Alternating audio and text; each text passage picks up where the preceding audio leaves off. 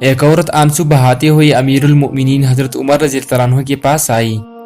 اس کا حال یہ تھا کہ کپڑے میلے کچیلے تھے، ننگے پاؤں تھی، پیشانی اور رخساروں سے خون بہہ رہا تھا، اور اس عورت کے پیچھے ایک طویل القامت آدمی کھڑا تھا۔ اس آدمی نے زوردار آواز میں کہا، اے زانیہ!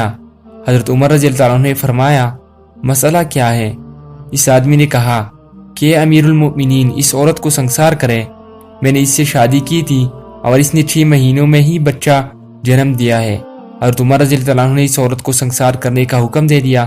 حضرت علی رضی اللہ عنہ جو حضرت عمر رضی اللہ عنہ کے برابر بیٹھے تھے، کہا، امیر المؤمنین، یہ عورت زنا سے بری ہے۔ حضرت عمر رضی اللہ عنہ نے فرمایا کہ وہ کیسے؟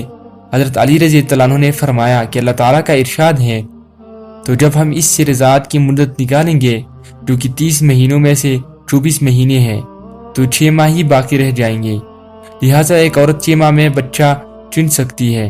یہ سن کر حضرت عمر رضی اللہ عنہ کا چہرہ دمک اٹھا اور فرمایا، اگر آج علی رضی اللہ عنہ نہ ہوتے تو عمر رضی اللہ عنہ ہلاک ہو جاتا۔ ایک بادشاہ کے سامنے کسی عالم نے یہ مسئلہ بیان کیا کہ زانی کی عمل کا قرض اس کی اولاد یا اس کی اہل خانہ میں سے کسی نہ کسی کو چکانا پڑتا ہے۔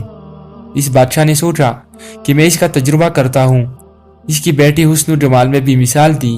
اس نے شہزادی کو بلا کر کہا کہ عام سادہ کپڑا پہن کر اکیلی بازار میں جاؤ، اپنے چہرے کو کھلا رکھو اور لوگ تمہارے ساتھ جو معاملہ کرے وہ ہو بہو آ کر مجھے بتاؤ۔ شہزادی نے بازار کا چکر لگایا، مگر جو غیر محرم شخص اس کی طرف دیکھتا وہ شرم و حیا سے نگاہیں جھکا لیتا۔ کسی مرد نے اس شہزادی کے حسن و جمال کی طرف دھیان ہی نہیں دیا۔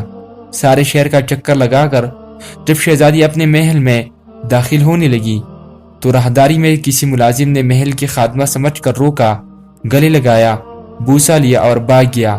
شہزادی نے بادشاہ کو سارا قصہ سنایا تو بادشاہ رو پڑا اور کہنے لگا کہ میں نے ساری زندگی غیر محرم سے اپنی نگاہوں کی حفاظت کی ہے، البتہ ایک مرتبہ میں غلطی کر بیٹھا اور ایک غیر محرم لڑکی کو گلے لگا کر اس کا بوسہ لیا تھا۔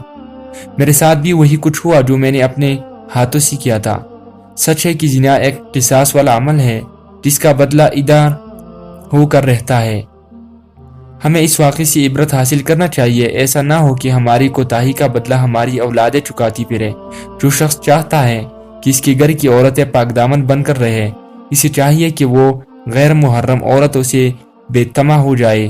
اسی طرح جو عورتیں چاہتی ہیں کہ ہمارے خاوند نیکوکاری کی زندگی گزارے، بے حیائی والے کاموں کو چھوڑ دے، انہیں چاہیے کہ وہ غیر محرم مردوں کی طرف نظر اٹھانا بھی چھوڑ دیں تاکہ پاک دامنی کا بدلہ پاک دامنی کی صورت میں مل جائے۔ رہ گئی بات کہ اگر کسی نے پہلے یہ کبیرہ گناہ کیا ہے تو توبہ کا دروازہ کھلا ہے۔